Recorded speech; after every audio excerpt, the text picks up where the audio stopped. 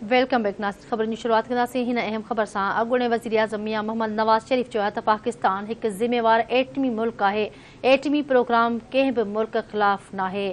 नवाज़ शरीफ़ ट्वीट कंदे चयो आहे त पाकिस्तानी एटमी प्रोग्राम ते आलमी क़ानून तरीक़नि जी पासदारी कंदो आहे।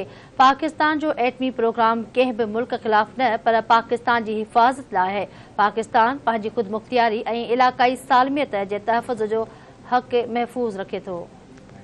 ख़बर आवाज़ शेयर कई पिया। अॻूणे वज़ीर आज़म मियां नवाज़ शरीफ़ चयो आहे त पाकिस्तान हिकु ज़िम्मेवार एटमी मुल्क आहे। एटमी प्रोग्राम कंहिं बि मुल्क ख़िलाफ़ नाहे। नवाज़ शरीफ़ ट्वीट कंदे चयो आहे त पाकिस्तानी एटमी प्रोग्राम ते आलमी क़ानून तरीक़नि जी पासदारी कंदो आहे।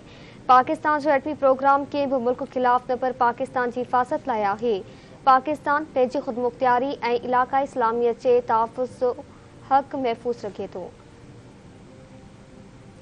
बिल्कुल नाज़रीन, खे आगाह कयूं पिया। अॻूणे वज़ीर आज़म मियां मोहम्मद नवाज़ शरीफ़ चयो आहे त पाकिस्तान हिकु ज़िम्मेवार एटमी मुल्क आहे। एटमी प्रोग्राम कंहिं बि मुल्क ख़िलाफ़ नाहे। नवाज़ शरीफ़ ट्वीट कंदे चयो आहे त पाकिस्तानी एटमी प्रोग्राम ते आलमी क़ानून तरीक़नि जी पासदारी कंदो आहे। पाकिस्तान जो एटमी प्रोग्राम कंहिं बि मुल्क ख़िलाफ़ न पर पाकिस्तान जी हिफ़ाज़त लाइ आहे। पाकिस्तान पंहिंजी ख़ुदमुख़्तियारी ऐं इलाक़ाई सालमियत जे तहफ़ुज़ जो हक़ महफ़ूज़ रखे थो।